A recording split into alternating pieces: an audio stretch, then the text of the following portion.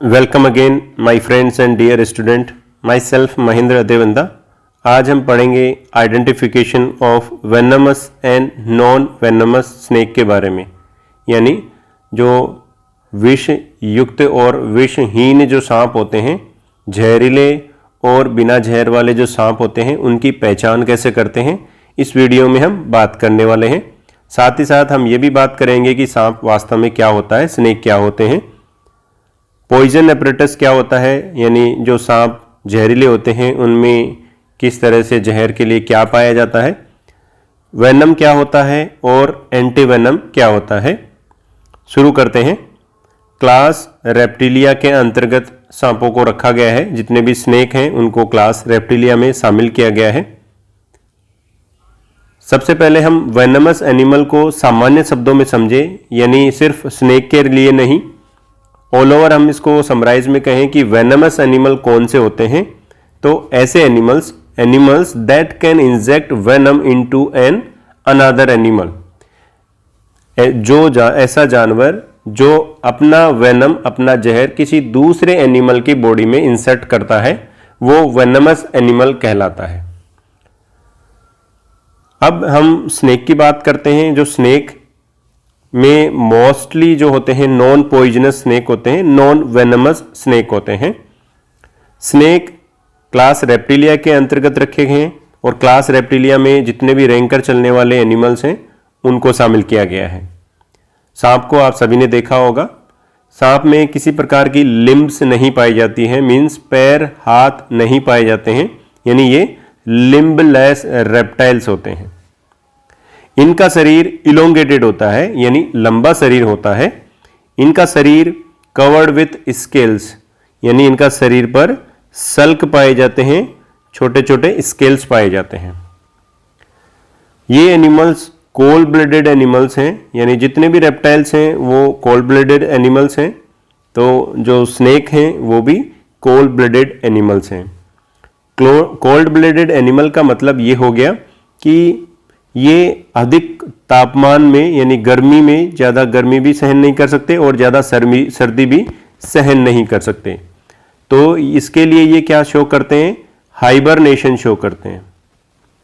Hibernation, जो कि extreme जब सर्दी होती है या सर्दी के मौसम में ये कहीं जाकर कहीं क्रिप्ट में जाकर छिप जाते हैं। इस प्रक्रिया को हम हाइबरनेशन कहते हैं और इस प्रक्रिया के दौरान ये अपनी मेटाबॉलिक जो रेट है, बीएमआर है, उस सभी प्रक्रियाओं को कम कर लेते हैं। और हाइबरनेशन में जाने के से पहले ही इन्हें ये अपना फूड पर्याप्त मात्रा में ले लेते हैं और वही इनके काम में आता रहता है। दूसरा, अगर गर्मियों में एक्सट्रीम लेवल की गर्मी हो तो एस्टिवेशन शो करते हैं ये, और ये कम ही शो किया जाता है जनरली। इनमें मूवेबल आईलिड्स नहीं पाई जाती है, यानी ये आंखों के ऊपर जो आईलिड पाई जाती है, पलकें जो पाई जाती है, इनमें एब्सेंट होती है। ये कार्निवोरस एनिमल्स हैं, यानी मांसाहारी जानवर हैं। यहाँ आपको डायग्राम में भी दिखाई दे रहा है, इसकी बॉडी के ऊपर स्केल्स पाए जा रहे हैं। सभी स्नेक के ऊपर आप अच्छे से देख पा रहे हैं, इनके ऊपर स्केल्स पाए जा रहे हैं। ये एक बॉडी इनकी लॉन्ग होती है, सिलेंड्रिकल होती है और इनमें किसी प्रकार के पैर नहीं पाए जाते हैं। अब सामान्य स्नेक के बारे में कुछ जानकारी प्राप्त करते हैं। स्नेक जिसमें लिम्ब नहीं पाए जाते हैं, इसमें आंखें पाई जाती है। इसमें हवा में जो साउंड उत्पन्न की जाती है उसको ये महसूस नहीं कर सकते, सुनाई नहीं देता है उनको। तो इनमें सुनने के लिए इंटरनल ईयर पाया जाता है एंड कोल्यूमेला ओरिस पाया जाता है। लेकिन सुनने के लिए जो ये इंटरनल ईयर और कोल्यूमेला ओरिस है, ये सिर्फ जो अर्थ के वाइब्रेशन होते हैं, धरती के जो कंपन होते हैं, सिर्फ उन्हीं को महसूस कर सकते हैं। तो अगर अर्थ पर जो वाइब्रेशन होते हैं उनका मूवमेंट, उनके से जुड़ी हुई यानी जो जबड़ा होता है उसकी हड्डी, वहाँ से होता हुआ क्वाड्रेट बोन, क्वाड्रेट बोन से होता हुआ कोल्यूमेला ओरिस और फेनेस्ट्रा ओवेलिस, इन सब से होता हुआ अल्टीमेटली ये इंटरनल ईयर का जो पेरिलिम्फ है वहाँ पर पहुँच जाता है और इस वजह से जो वाइब्रेशन है उसको सुनाई देते हैं। लेकिन अगर हवा में कोई ध्वनि उत्पन्न की जा रही है, कोई आवाज़ निकाली जा रही है, तो उसको ये सुन नहीं सकते हैं। सिर्फ धरती पर होने वाले वाइब्रेशन को ही सुन सकते हैं, क्योंकि इनका जो जबड़े वाला भाग है ये जब धरती से चिपका हुआ रहता है तभी ये प्रक्रिया इनके द्वारा दर्शाई जाती है। मीन्स ये तभी उसी समय सुन सकते हैं।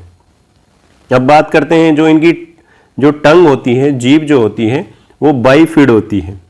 मीन्स हम यूं कहें द्विशाखी होती है, उसमें दो पार्ट में वो बटी हुई होती है। आपने देखा भी होगा स्नेक की जो इस तरह से पाई जाती है, ये आगे से दो फोर्क के रूप में दिखाई देती है हमें। ये जो स्नेक की जो टंग है ये सेंस ऑफ स्मेल मीन्स ऑल्फेक्शन का काम कर रही है, यानी बाहर की जो गंध है उसको सूंघने का भी काम कर रही है। टच के लिए भी ये सेंसिटिव होती है, यानी टैक्टाइल ऑर्गन की तरह काम करती है और वाइब्रेशन को भी ये महसूस कर सकती है। तो ये सेंसरी ऑर्गन की तरह इसमें काम कर रही है। हम अगर स्नेक की पूरे वर्ल्ड में अगर स्पीसीज की संख्या की बात करें, यानी इसकी कितनी जातियां होती हैं, तो आर.सी. शर्मा के अनुसार लगभग पूरे संसार भर में 3,272 स्पीसीज रिपोर्ट की गई है पूरे संसार से। संसार भर में लगभग सभी जगह सांप की जातियां पाई जाती हैं, लेकिन अंटार्कटिका, न्यूजीलैंड एंड आयरलैंड इन जगह पर सांप की स्पीसीज रिपोर्ट नहीं की गई है आर.सी. शर्मा जी के अनुसार। इन इंडियन रीजन, भारतीय रीजन में लगभग 326 स्पीसीज रिपोर्ट की गई है सांपों की, और उनमें से 103 जो स्पीसीज होती है वो ही जहरीली सांपों की जातियां हैं, उनमें ही सिर्फ जहर पाया जाता है। यानी अगर इनका रेशियो देखें तो ये कम संख्या है, यानी अधिकांश जो स्नेक होते हैं वो नॉन वेनमस होते हैं, बिना जहर वाले होते हैं। अब हम समझते हैं कि जो पॉइजनस स्नेक होते हैं उनमें क्या ऐसा पाया जाता है। तो जिनमें पॉइजन पाया जाता है, यानी जो पॉइजन स्नेक की कैटेगरी में आते हैं, उनमें पॉइजन एपरेटस पाया जाता है। तो पॉइजन एपरेटस में हमारे पास में है 1 pair of poison gland, means एक जोड़ी जहर की ग्रंथियां पाई जाती है, विष की ग्रंथियां पाई जाती हैं, एक जोड़ी में होगी। और इनकी जो पोजीशन होगी, पोजीशन इनसाइड द अपर जो, ये जो की तरफ होगी, इनसाइड यानी अपर जा, पोस्टीरियर बिलो टू आई। यहां आप डायग्राम के थ्रू आप समझ सकते हैं, ये आंख है, इसकी आंख के ये पिछले वाले भाग में और अपर वाले जो के पीछे की तरफ ये स्थित होती है, और ये इससे जुड़ी हुई ये डक्ट है। ये हो गई, ये जो मैंने इसको फील कर रहा हूँ, ये है वेनमस ग्लैंड, वेनम जो सीक्रेट कर रही है वो ग्लैंड है, पॉइजन ग्लैंड जिसको कह रहे हैं। इससे जुड़ी हुई एक डक्ट भी पाई जाती है। वास्तव में जो वेनम यानी पॉइजन जो ग्लैंड है वो मॉडिफाई लेबियल सलाइवरी ग्लैंड है, ये आपको ध्यान में रखना है। पॉइजन जो डक्ट है वो पॉइजन ग्लैंड से जुड़ी हुई रहती है। चूंकि पॉइजन ग्लैंड की संख्या 2 होती है, तो पॉइजन डक्ट भी इनसे जुड़ी हुई रहती है, इनकी संख्या भी 2 ही होती है। 2 डक्ट्स दोनों पॉइजन ग्लैंड से जुड़ी हुई रहती है। इसके बाद में आप जब ध्यान से देखेंगे तो ये आगे वाले जो दांत होते हैं, ये दांत है, यहां पर इसकी ओपनिंग होती है, इस दांत में इस डक्ट की ओपनिंग होती है। ये दांत बड़े होते हैं, अंदर की तरफ झुके हुए होते हैं, तिरछे होते हैं। इन दांतों को हम कहते हैं फैंग्स, इन दांतों को हम फैंग्स कहते हैं, क्योंकि ये पॉइजन को इंजेक्ट करने का काम कर रहे हैं। लॉन्ग होते हैं, कर्ड होते हैं। ये अटैच विथ मैक्सिला बोन, ये मैक्सिला बोन से जुड़े हुए रहते हैं। मैक्सिला जो अपर माउथ का जो भाग होता है उसकी बोन को हम मैक्सिला बोन कहते हैं, और नीचे वाले माउथ की बोन को हम मैंडिबल बोन कहते हैं। तो ये मैक्सिला बोन से अटैच रहते हैं फैंग्स, और ये लॉन्ग जो टीथ होते हैं वो लंबे होते हैं, कर्व्ड होते हैं और पॉइंटेड भी होते हैं, यानी नुकीले भी होते हैं। तभी तो ये किसी दूसरे एनिमल को या दूसरे जानवर को इंजेक्ट करके उसमें अपना जहर छोड़ने का काम करते हैं।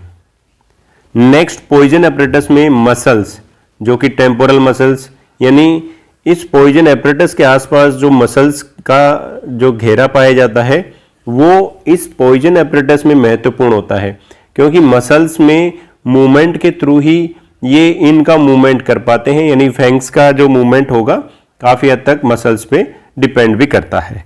यानी क्या होता है, ये एक पॉइजन ग्लैंड हो गई, ऐसे ही दूसरी साइड में दूसरी पॉइजन ग्लैंड पाई जाएगी। इस तरह से जो दूसरी साइड की जो पॉइजन ग्लैंड है वो दूसरी तरफ जो फैंग्स हैं उसमें ओपन होती है।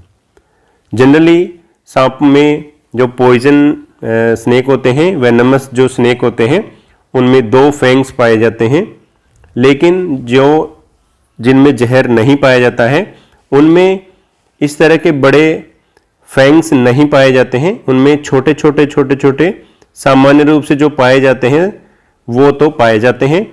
और जैसे ही किसी को ये काटते हैं, अगर नॉन पॉइजनस काटता है तो उसकी बॉडी पर मार्किंग छोटे छोटे हमें इस तरह से दांत के निशान दिखाई देते हैं।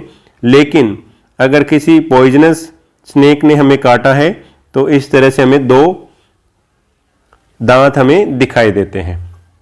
इससे हम पता कर सकते हैं कि हमें पॉइजनस स्नेक ने काटा है या नॉन पॉइजनस स्नेक ने। फिर भी आपको किसी भी प्रकार के स्नेक ने काटा हो, आप एक बार चिकित्सक की सलाह जरूर लेंगे, तुरंत हॉस्पिटल में जाएंगे। नेक्स्ट हम समझते हैं वेनम के बारे में कि स्नेक वेनम क्या होता है। सांप का जो हम जिसको पॉइजन कह रहे हैं, जहर जिसको कह रहे हैं, वो वास्तव में होता क्या है। हम ओटन के अनुसार देखें तो सांप का जो वेनम होता है या जहर होता है उसमें मैक्सिमम जो पार्ट होता है वो प्रोटीन पार्ट होता है। प्रोटीन का आशय यहाँ पर इस तरह से हो गया कि उसमें बहुत सारे एंजाइम्स पाए जाते हैं, क्योंकि एंजाइम सामान्य रूप से प्रोटीन से मिलकर बने हुए होते हैं। यानी वेनम में क्या होता है, प्रोटीन होता है, लगभग 90 से 95% प्रोटीन होता है। इसके अलावा कुछ पार्ट उसमें नॉन प्रोटीनियस कंपाउंड्स भी उसमें पाए जाते हैं। सांप का जहर जो होता है, snake venom is a liquid substances, यह है एक तरल पदार्थ की तरह होता है, लगभग ये ट्रांसपेरेंट सा होता है, पारदर्शी होता है, लाइट और येलो और ग्रीनिश कलर, यानी या तो हल्का पीला होगा या हल्का हरा कलर का ये जो लिक्विड है, वेनम है, ये इस तरह का हमें दिखाई देता है। टेस्ट लेस होता है, स्वादहीन होता है, एसिडिक नेचर का होता है और ओडोरलेस होता है, यानी इसमें किसी प्रकार की गंध नहीं आती है। It's contain complex of enzymes, इसमें बहुत सारे एंजाइम्स पाए जाते हैं, यानी इसमें संकुचित मतलब कई प्रकार के इसमें एंजाइम्स हो गए, मिक्स रूप में एंजाइम्स पा रहे हैं, जैसे पाए जा रहे हैं, जैसे कि प्रोटीएज हैं, फोस्फोलाइपेज हैं, कोलिनर एस्ट्रेज हैं, हाइलुरोनिडेज है, न्यूक्लिएज है, ये इसमें कुछ एंजाइम्स पाए जाते हैं।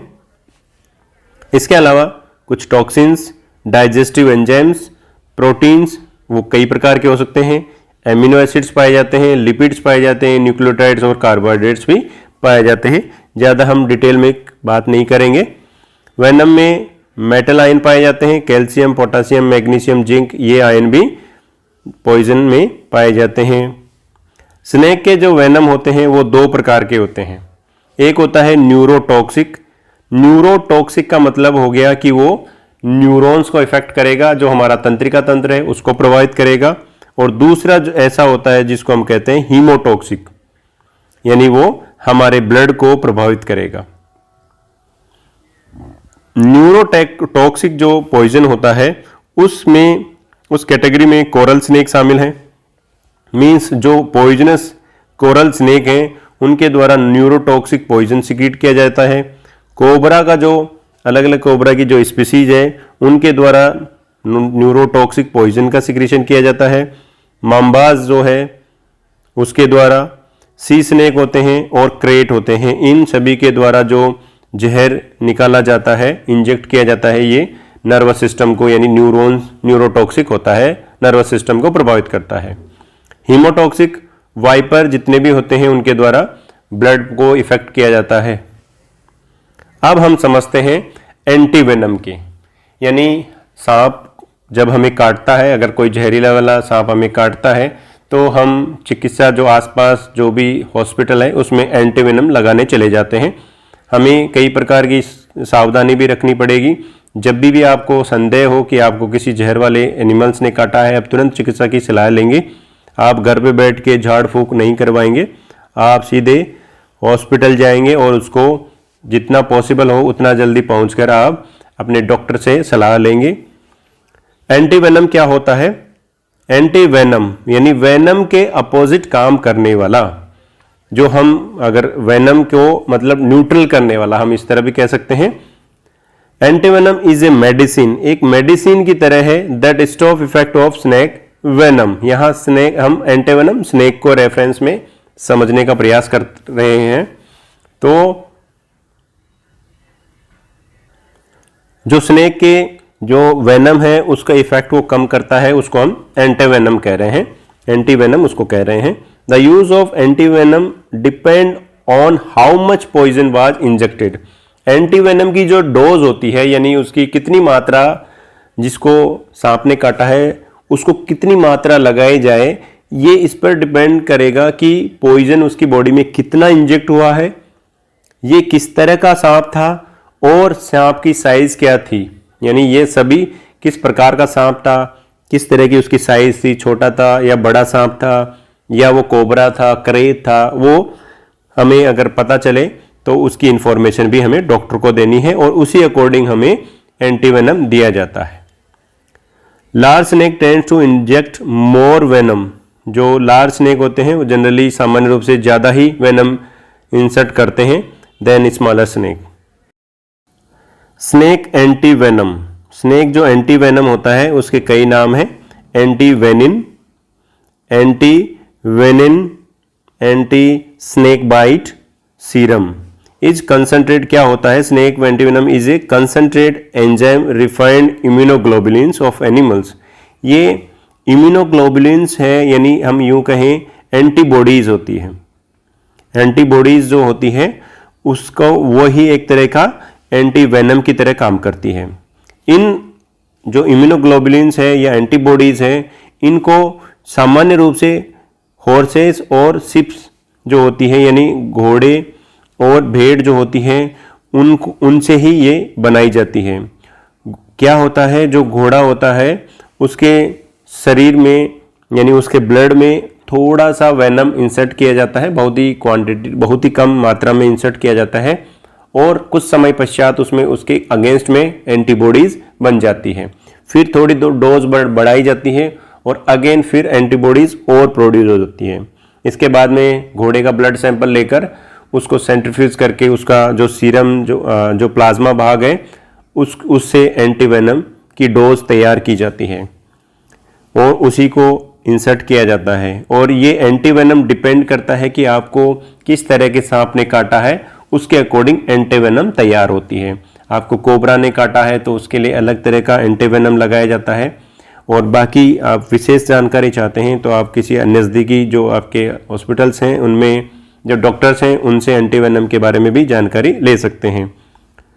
Snake venom also use in breaking of blood clot.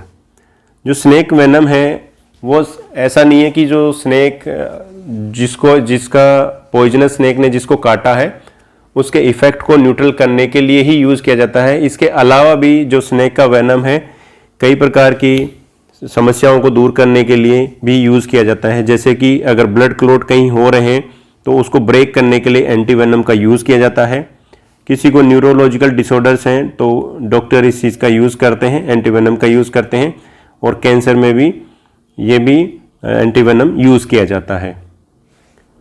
इन सभी के बारे में प्रॉपर गाइडलाइंस आप डॉक्टर से भी कंसल्ट कर सकते हैं कि किस तरह से इनका यूज़ किया जाता है, वो आपको अच्छे से बता पाएंगे। अब हम समझते हैं और कि हमारे भारत में कहाँ कहाँ पर एंटीवेनम की जो ये एंटीबॉडीज़ जो बनाई जा रही है वो कहाँ कहाँ पर बनती है। तो होफकाइन इंस्टीट्यूट है, ये है मुंबई महाराष्ट्र में। ये सभी जो इंस्टीट्यूट हैं वो हमारे भारत में एंटीवेनम बनाने वाली संस्थान है। Central research institute कैसुली Himachal Pradesh में, किंग इंस्टीट्यूट चेन्नई तमिलनाडु में, ये एंटीवेनम की डोज बनाने का कार्य करते हैं। ये इस तरह से बनाई जाती है। सबसे पहले जिस सांप से हमें एंटीवेनम तैयार करना होता है उसका वेनम हम अलग से निकाल लेते हैं, फिर उसको घोड़े में कम मात्रा में उसमें इंसर्ट करते हैं, उसका ब्लड सैंपल लेते हैं और उसके ब्लड जो कलेक्शन है उसमें से हम इम्यूनोग्लोबुलिन्स जो हैं यानी एंटीबॉडीज़ जो हैं उनको अलग कर लेंगे और इन एंटीबॉडीज़ से ही वास्तव में एंटीवेनम तैयार किया जाता है। ये तो थी बात स्नेक के जो एंटीवेनम की बात, वेनम की बात हम कर चुके हैं। अब हम समझते हैं इनके वास्तव में आइडेंटिफिकेशन कैसे किया जाएगा। हम कैसे पता करेंगे कि स्नेक पॉइजनस होगा या नॉन पॉइजनस होगा। तो इसके लिए हम सांप को सबसे पहले ऑब्जर्व करेंगे कि सांप किस तरह का होता है, उसके कौन कौन से भाग किस तरह से दिखाई देते हैं। इसके अलावा जब तक कि आप एक्सपर्ट नहीं हो जाते, आप स्नेक को चाहे वो वेनमस हो चाहे नॉन वेनमस हो, आप उनसे दूर ही रहें, क्योंकि आपको जब तक जानकारी नहीं है दूर रहने में ही ठीक है, क्योंकि स्नेक का जो पॉइजन होता है जहरीला होता है, आपकी जान भी जा सकती है। तो कोशिश करें कि आप जब तक चीज़ों के बारे में जानते नहीं हैं तो आप इनसे दूर ही रहें। स्नेक के आइडेंटिफिकेशन के लिए जो कि वो वेनमस है या नॉन वेनमस है, सबसे पहले हम उसकी बॉडी में जो टेल भाग है यानी जो पूंछ का जो हिस्सा है उसको हम देखेंगे। पूंछ का जो हिस्सा है उसको हम देखेंगे कि पूंछ सांप की कैसी है, उसके आधार पर हम पता करते हैं। तो सांप की पूंछ, मान लीजिए पहली कंडीशन तो ये है कि सांप की पूंछ आपको दिखाई दे रही है, कोई सांप आपने देखा है और उसकी पूंछ चपटी है यानी फ्लैट है और लेटरली कंप्रेस्ड है यानी पार्श्व में संपीड़ित है, दोनों तरफ से चपटी होती है। तो यहां जैसे डायग्राम में ये एक सांप देखिए, यहां पर जो सांप है इसकी पूंछ मछली की तरह चपटी है पीछे की तरफ से। ये बिल्कुल लेटरली जो दिखाई दे रही है, ये लेटरली फ्लैट एक सांप की पूंछ है। और ये जो सांप की ऐसी जो पूंछ पाई जा रही है, इसका मतलब वो समुद्र का सांप है और वो वेनमस स्नेक होगा यानी वो जहरीला सांप होगा। एग्जाम्पल के तौर पे जैसे हाइड्रोफिश की कई स्पीसीज हैं वो जहरीली होती हैं। तो एक करैक्टर तो ये हो गया कि जिसकी चपटी पूंछ होगी और लेटरली कंप्रेस है, वो जहरीले सांप होते हैं। अगर मान लीजिए कि हमें इस तरह की नहीं दिखाई देती है, कौन से तरह की, दूसरी पॉसिबिलिटी है कि हमें टेल बिल्कुल छोटी, यानी जब आप बॉडी की तुलना करेंगे यानी इसकी मोटाई की बात करें, जैसे यहाँ ये सांप है, आप जब इसकी बॉडी को देखेंगे, इसके शरीर भाग को देखेंगे तो इसकी जो शरीर की मोटाई है उसमें कोई किसी तरह का अंतर ज़्यादा दिखाई नहीं देता है। जबकि आप सांप में ज़्यादातर ये देखेंगे कि बॉडी जब पीछे की तरफ मूव करते रहते हैं तो एक छोटी बॉडी की तुलना में ये पिछले वाला जो भाग होता है ये पतला होता जाता है, जिसको हम पूंछ कह रहे हैं। जो लास्ट वाला जो भाग है उसको हम पूंछ कह रहे हैं। लेकिन यहाँ कुछ अलग प्रकार की जो टेल है जिसमें ये पूंछ छोटी होती है और ब्लंट होती है, यानी पॉइंटेड नहीं होती है। जैसे कि यहाँ आप डायग्राम में देखिए पॉइंटेड है यानी बहुत पतली हो रही है। ये जो डायग्राम है यहाँ पर, इसमें देखिए आप कहीं तरह की कोई पॉइंटेड नहीं है, ये ब्लंट जो है टेल है, छोटी टेल है। तो ये नॉन वेनमस स्नेक का एग्जाम्पल है। और इसका नॉन वेनमस का जो एग्जाम्पल यहाँ पर जो डायग्राम दिया गया है ये सैंड बोआ का है, यानी जिसको हम दूमुही कहते हैं, एरिक्स जोहिनी जिसको कहते हैं, जो आपने आसपास भी देखा होगा, ये नॉन वेनमस होता है। अगर मान लीजिए कि इसी तरह की भी आपको पूंछ नहीं दिखाई दे तो पॉसिबिलिटी है थर्ड की, ये तीसरी कंडीशन है कि इस तरह की पूंछ आपको दिखाई दे सकती है। राउंड एंड सिलेंड्रिकल टेल, यानी गोलाकार और लंबी आपको सिलेंडर के आकार की आपको पूंछ दिखाई देती है, तो वो स्नेक हमें पता नहीं है कि वो नॉन वेनमस है या वेनमस है, वेनमस या नॉन वेनमस है। यानी वो जहरीला हो भी सकता है या वो जहरीला नहीं भी हो सकता है। तो हमें पूंछ को देखकर पहले ये पता करना था, तो हमने जान लिया कि अगर चपटी होगी तो वो जहरीला होगा, अगर ब्लंट और छोटी सी होगी तो वो नॉन वेनमस होगा, बिना जहर वाला होगा। और अगर पूंछ मान लीजिए कि राउंड और सिलेंड्रिकल फॉर्म में दिखाई दे रही है, जो कि अधिकांश आप इसी फॉर्म में देखते हैं, वो वेनमस भी हो सकते हैं। वेनमस रहेगा, ये गलती से लिख गया, वेनमस एंड नॉन वेनमस होंगे। हम आगे क्या देखेंगे, पूंछ को देखने के बाद में नेक्स्ट हम देखेंगे उसके जो वेंट्रल सरफेस पे है, यानी जो उसकी अदर सतह है, जो उसका पेट वाला जो हिस्सा है, यानी बेली जो स्केल्स हैं, उनको हम देखेंगे कि वो किस तरह के हमें दिखाई देते हैं। तो सबसे पहले हम देखेंगे कि जो बेली रीजन पे अगर मान लीजिए कि स्मॉल स्केल्स हैं, यानी छोटे छोटे स्केल्स हमें दिखाई दे रहे हैं वेंट्रल सरफेस पे, यानी बेली रीजन पे अगर छोटे छोटे, जैसा कि आप डायग्राम में देखो, यहां डायग्राम में देखो छोटे छोटे ये स्केल्स हमें दिखाई दे रहे हैं वेंट्रल सरफेस पे। तो ये जो स्नेक जो भी होगा वो नॉन वेनमस होगा, बिना जहर वाला सांप होगा।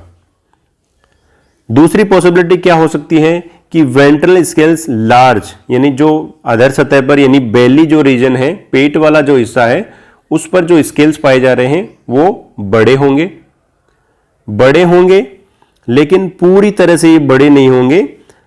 नॉट कवर्ड कंप्लीटली, बड़े जो स्केल्स हैं पूरी सरफेस को, यहां से हम बात करें, ये जो हिस्सा है, इस पूरे हिस्से में जब आप, ये स्केल हैं, ये बड़े हैं, लेकिन ये पूरे हिस्से को कवर नहीं कर रहे हैं, यहां का नहीं है, यहां छोटे छोटे स्केल्स पाए जा रहे हैं। मीन्स क्या हो रहा है, small scales at end of large scales, यहां पर छोटे छोटे स्केल्स और पाए जाते हैं। तो इस तरह का अगर हमें पैटर्न देखने को मिलता है तो ये भी नॉन वेनमस स्नेक होते हैं। ये जनरली जो पाइथन होते हैं, जैसे इंडियन रॉक पाइथन, ये उनमें देखने को मिलता है और वो नॉन पॉइजनस होते हैं। पाइथन जितने भी होते हैं उनमें जहर नहीं होता है। इसके अलावा क्या पॉसिबिलिटी है कि जो वेंट्रल सरफेस पे है, यानी जो बेली रीजन है, उसमें स्केल्स लार्ज होंगे और ये पूरी जो बेली रीजन है उसको कवर्ड करके रखेंगे। ये तीसरी पॉसिबिलिटी है। जैसा कि आप यहाँ डायग्राम में देखो, ये पूरी बेली रीजन पे ये जो हिस्सा यहाँ पर, इसका हमें लगभग आधे से ज़्यादा भाग ही दिखाई दे रहा है, इस तरफ और पाई जा रही है। तो यानी ये जो स्केल्स है इस पैटर्न में पाए जाते हैं, इस पैटर्न में, यानी पूरी ये बेली जो रीजन है उसमें स्केल्स काफ़ी बड़े बड़े होंगे और पूरी जो वेंट्रल सरफेस है उसको कवर करके रखते हैं। तो ये कंडीशन हो सकती है कि ये जहर वाला भी हो सकता है या बिना जहर वाला भी हो सकता है, यानी वेनमस और नॉन वेनमस दोनों प्रकार में से कोई प्रकार हो सकता है। तो इसके लिए हम क्या करेंगे, नेक्स्ट कैरेक्टर देखेंगे। नेक्स्ट कैरेक्टर क्या हो सकता है, वो है हेड स्केल्स, यानी हेड को हम देखेंगे, उस सांप के सिर भाग को देखेंगे। तो हमने क्या देखा, सबसे पहले हमने देखा कि टेल कैसी होती है, फिर हमने देखा कि उसकी वेंट्रल यानी बेली सरफेस पे किस तरह के स्केल्स दिखाई देते हैं। अगर किसी सांप की जो पूंछ होती है वो सिलेंड्रिकल हो सकती है, जो बेलनाकार या दिखाई दे रही है, और जिसमें जो बेली सरफेस में है यानी पेट वाला जो हिस्सा है उसमें बड़े बड़े स्केल्स पाए जा रहे हैं, तो उसमें आगे बढ़ेंगे हम और उसके हेड पर जो स्केल्स पाए जा रहे हैं, सिर पर जो स्केल्स पाए जा रहे हैं, उनके पैटर्न को हम देखेंगे। तो इसमें तीन पॉसिबिलिटी है। पहली पॉसिबिलिटी तो क्या है कि हेड रीजन पर स्मॉल स्केल्स पाए जाते हैं on head and loreal pit absent होता है। जो लोरियल पिट क्या होता है, लोरियल पिट को हम यूं समझ सकते हैं कि एक कैविटी होती है या एक गड्ढे नुमा स्ट्रक्चर है और ये एक सेंसरी ऑर्गन की तरह काम करता है। जो लोरियल पिट है ये एक सेंसरी ऑर्गन की तरह काम करता है और ये थर्मो रिसेप्टर है एक, यानी जो तापमान को महसूस कराता है, इस तरह का ये ऑर्गन है और ये पाया जाता है हेड रीजन पर। लेकिन जो हमारी पहली पॉसिबिलिटी है उसमें ये लोरियल जो पिट है वो नहीं पाया जाता है। जो हेड यहाँ पर जो आपको दिखाई दे रहा है, इसमें छोटे छोटे हेड पर छोटे छोटे स्केल्स पाए जाते हैं, लेकिन आंख और ये जो नाक है यानी नॉस्ट्रिल है, इनके बीच में किसी प्रकार का कोई लोरियल पिट नहीं पाया जाता है। तो ये जो सांप है ये वेनमस स्नेक होता है जब, और ये कैटेगरी है वाइपर की। वाइपर की कैटेगरी में आप हेड पोर्शन को, ये हेड है, हेड पोर्शन को जब आप ध्यान से देखेंगे तो ये त्रिभुजाकार हमें दिखाई देगा, यानी जो ये वाला जो रीजन है काफ़ी सबसे ब्रॉडर रीजन होगा और आगे वाला थोड़ा सा छोटा रीजन होगा। छोटे छोटे स्केल्स पाए जा रहे हैं और यहाँ पर पिट का अभाव होता है, तो ये पॉइजनस स्नेक होगा, जहर वाला सांप होगा। इसके अलावा जब आप ये प्यूपिल को जब आप देख रहे हैं तो प्यूपिल इसकी वर्टिकल है, इस तरह से हमें ओपनिंग, आई की ओपनिंग में इस तरह की हमें दिखाई दे रही है। तो आप इस तरह की अगर किसी स्नेक में प्यूपिल दिखाई दे रही है तो वो भी स्नेक पॉइजनस स्नेक की पहचान कर सकते हैं, उसके आधार पर भी आप पता कर सकते हैं कि वो पॉइजनस होता है। डेफिनेटली इस तरह का पाए जाने का मतलब है कि वो 100% पॉइजनस स्नेक होता है, कुछ एक्सेप्शन भी हो सकता है। नेक्स्ट दूसरी पॉसिबिलिटी क्या हो सकती है कि हेड पर लार्ज स्केल पाए जाएं, कंपेयर यहां से लार्ज स्केल पाए जाएं हेड रीजन पर, साथ ही साथ लोरियल पिट भी पाया जाए। लोरियल पिट यानी थर्मोरिसेप्टर की तरह जो काम कर रहा है वो भी पाया जाए, तो ये कंडीशन है वेनमस स्नेक की। जैसा कि यहां पर वेनमस स्नेक है, यहां पर भी वेनमस स्नेक होगा, लेकिन इसकी कैटेगरी को हम कहते हैं पिट वाइपर। वाइपर की कैटेगरी है लेकिन यहां पर पिट पाया जाता है, इसलिए हम इसको कहते हैं पिट वाइपर। जैसा कि आप डायग्राम में देखिए, ये है नॉस्ट्रिल, ये है आई, और इनके बीच में जो ये पाया जाता है ये है लोरियल पिट, ये है लोरियल पिट, और ये टेम्परेचर के प्रति सेंसिटिव होता है। अब इसके अलावा थर्ड पॉसिबिलिटी क्या हो सकती है कि हेड रीजन पर लार्ज स्केल पाए जाते हैं, लोरियल पिट एब्सेंट होता है। लोरियल पिट अगर पाया जाता है तो वो पिट वाइपर हो जाएगा, लेकिन अगर लार्ज स्केल के साथ में अगर लोरियल पिट नहीं पाया जाता है तो वो स्नेक वेनमस हो सकता है या नॉन वेनमस स्नेक हो सकता है। देखते हैं कि नेक्स्ट कौन सा करेक्टर है। नेक्स्ट है लेबियल स्केल्स, मींस सरल शब्दों में कहें कि होठों के ऊपर जो स्केल्स पाए जाते हैं वो किस तरह के होंगे, इसके आधार पर हम ये पता कर सकते हैं कि स्नेक वेनमस होगा या नॉन वेनमस होगा। देखते हैं, अगर पहली पॉसिबिलिटी ये है कि थर्ड सुप्रा लेबियल, थर्ड नंबर हम काउंट करेंगे, सुप्रा लेबियल, सुप्रा मतलब अपर, ऊपर वाला, लेबियल मींस होठ, ऊपर वाले होठ का थर्ड स्केल्स, यानी जिसको हम शील्ड कह रहे हैं, शील्ड क्योंकि ये स्केल्स काफी बड़ा होता है इसलिए हम इसको शील्ड कह रहे हैं। थर्ड सुप्रा लेबियल जो स्केल्स होता है वो लार्ज हो और touch with I and nostril, और वो आंख के साथ में और नाक के साथ में जुड़ा हुआ रहता है। ये जो स्केल पाया जा रहा है ये आई को और नोस्ट्रिल जो भाग है इसको टच करते हुए पाया जाएगा। देखते हैं, ये जो कोबरा है उसमें समझने का प्रयास करते हैं। ये देखो कोबरा है, हमें यहां दिखाई दे रहा है, ये है इसका नोस्ट्रिल, ये है इसका नोस्ट्रिल पार्ट, ये है इसकी आई। इसके बीच में जब आप देखेंगे तो ये जो स्केल्स है जिसको हम 1, 2 और ये 3 नंबर का है, ये थर्ड जो स्केल है उसका पैटर्न इस प्रकार से है। तो ये आंख को और नाक को दोनों को टच करते हुए पाया जाता है, और ये जो पहचान है ये कोबरा की पहचान होती है, कोबरा स्नेक को पहचान सकते हैं, और ये वेनमस स्नेक होता है। लेकिन आपको ये जो कैरेक्टर देखने हैं वो आप इतना पास में जाकर आप नहीं देख पाएंगे।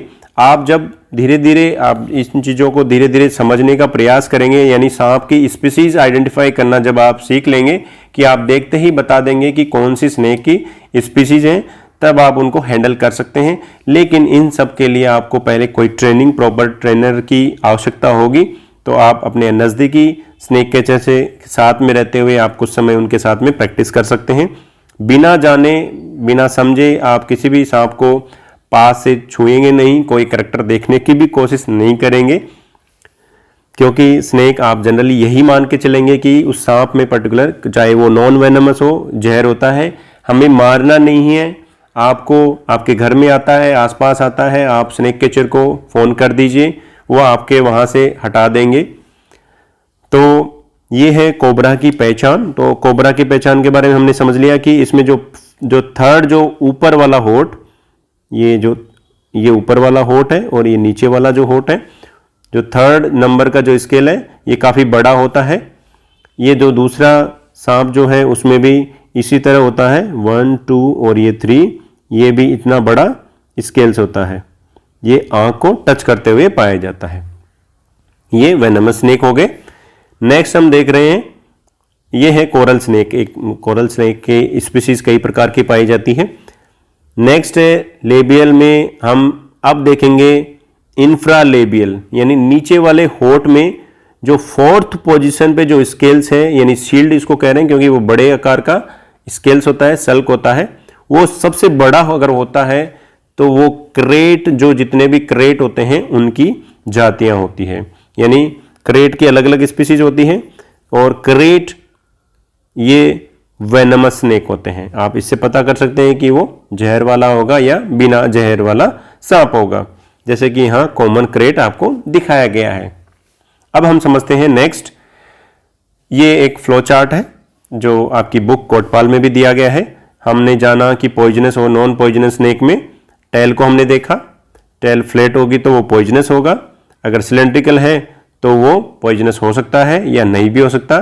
फिर हम देखेंगे बेली रीजन पे किस तरह के होंगे, अगर वो छोटे छोटे स्केल्स होंगे इसका मतलब वो नॉन पॉइजनस होगा, अगर बेली रीजन पे कुछ बड़े होंगे और इसके साथ साथ छोटे छोटे स्केल्स और पाए जाते हैं तो ये भी नॉन पॉइजनस स्नेक होंगे। अगर बेली रीजन को पूरी को कवर करते हुए बड़े स्केल्स पाए जाते हैं तो ये पॉइजनस भी हो सकते हैं एंड नॉन पॉइजनस भी। बेटर वर्ड हम वेनमस यूज करेंगे, पॉइजनस के लिए यूज कम ही प्रेफर करेंगे हम, वेनमस बेटर वर्ड है इसके लिए। तो ये नेक्स्ट हम करेक्टर देखेंगे हेड रीजन को। हेड रीजन ट्राइंगुलर शेप का होगा, इसके अलावा हेड रीजन पर छोटे छोटे स्केल्स पाए जाएंगे।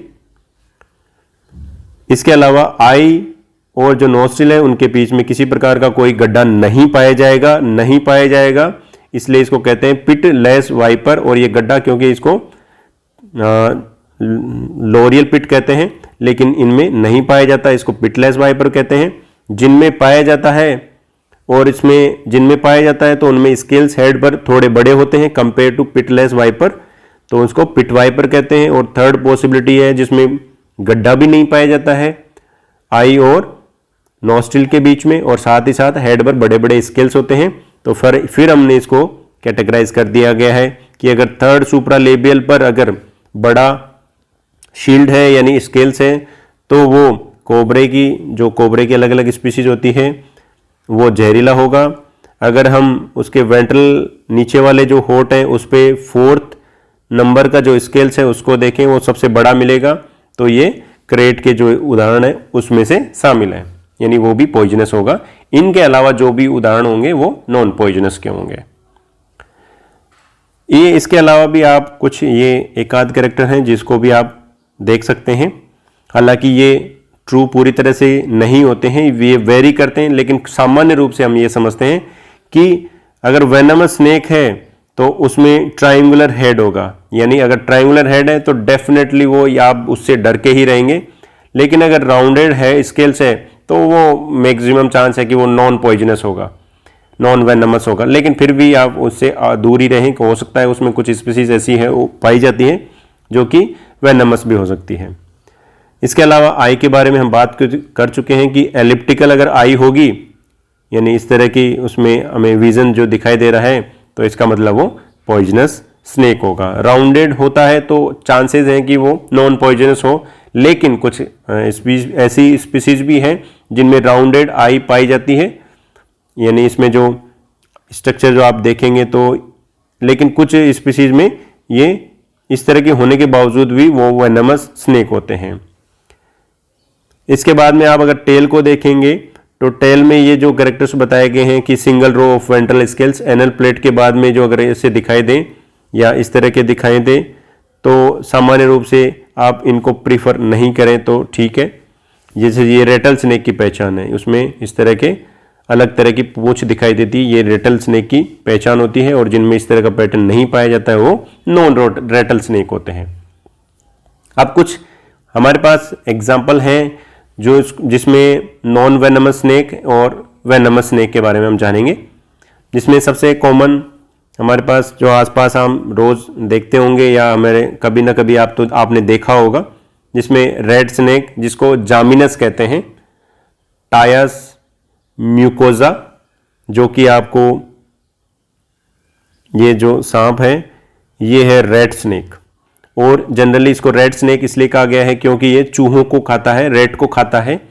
और ये है किसानों का मित्र भी कहा जाता है इसको, फ्रेंड ऑफ फार्मर कहा जाता है इसको, क्योंकि ये जो चूहे उनको खाकर फसलों के नुकसान होने से बचाने का काम करता है।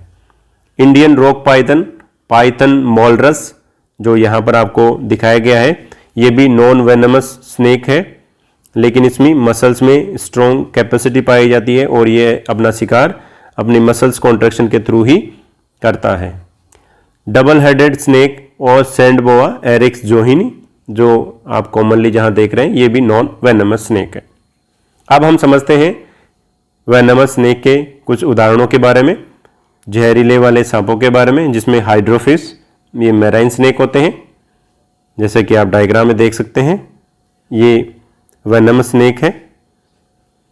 नाजा जिसको इंडियन कोबरा कहते हैं। बुंगारस जिसको क्रेट कह रहे हैं, बुंगारस की क्रेट हम कॉमनली कह रहे हैं और बुंगारस एक जीनस का नाम है, बुंगारस की कई स्पीसीज हो सकती है। क्रोटालस जिसको रेटल स्नेक कह रहे हैं, ये विविपेरस होता है। वाइपेरा, वाइपर की अलग अलग हैं, इसमें विविपेरस भी है और हीमोटॉक्सी इसका पॉइजन होता है। जिसको हम कई बार अनभिज्ञ में हम कह देते हैं कि कोबरा, सभी तरह के कोबरा एक होते हैं। अब दो कोबरा यहाँ जानने का प्रयास करते हैं। एक होता है कॉमन कोबरा जिसको हम नाजा कहते हैं। एक होता है किंग कोबरा जिसको ओफियोफेगस हनाहा जिसको कहते हैं। जो नाजा जिसको कॉमन कोबरा कहते हैं, उसमें उसको बाइनोसिलेट भी कहते हैं, क्योंकि इसमें चश्मे के आकार की इस तरह की स्ट्रक्चर हमें देखने को मिलती है। जबकि मोनोसिलेट जो कोबरा है या जिसको हम किंग कोबरा कहते हैं, उसमें एक ही तरह का हमें ये सिलेट देखने को मिलता है। ये थे वेनमस स्नेक के कुछ उदाहरण। उम्मीद है आपको समझ में आया होगा। Thank you to all.